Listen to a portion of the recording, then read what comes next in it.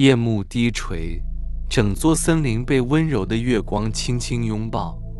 今晚，小龙珊珊、松鼠皮皮和小熊波波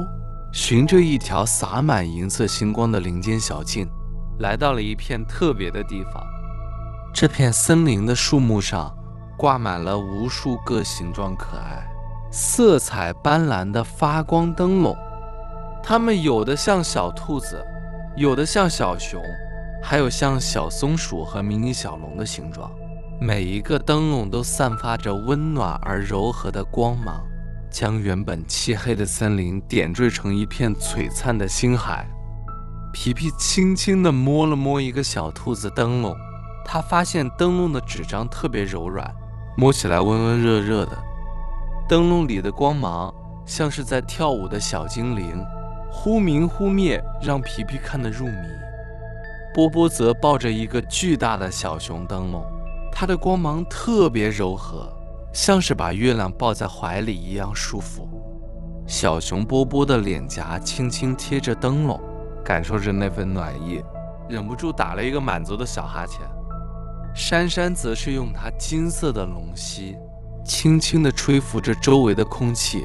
让灯笼的光芒变得更加稳定，也让这片森林充满了安心的暖意。他们三个沿着小径来到了一条清澈见底的小河旁，河面上已经有许多发光的灯笼，正随住水波轻轻地、缓慢地漂浮着。它们反射着天上的星星，也反射着岸边树上的灯笼。河面就像一面巨大的镜子，映照出一个光影交织的梦幻世界。珊珊温柔地告诉伙伴们，今晚是森林里的星空灯笼庆典，每个灯笼都承载着一个最美好的梦想，它们会随着河流流向遥远的梦之海洋。波波小心翼翼地将他怀里那个暖烘烘的小熊灯笼轻轻地放进了河水里，灯笼随住水流慢慢地向前飘去，留下一道长长的闪闪发光的痕迹。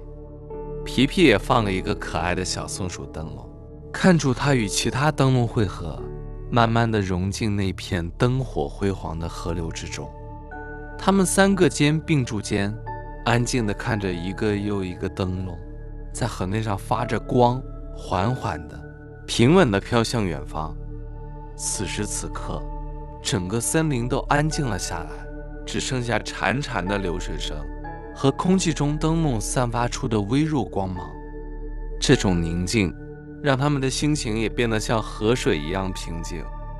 所有的烦恼都随着灯笼飘走了，所有的紧张都随着流水消散。皮皮的头轻轻地靠在波波的肩膀上，眼皮越来越重，越来越沉。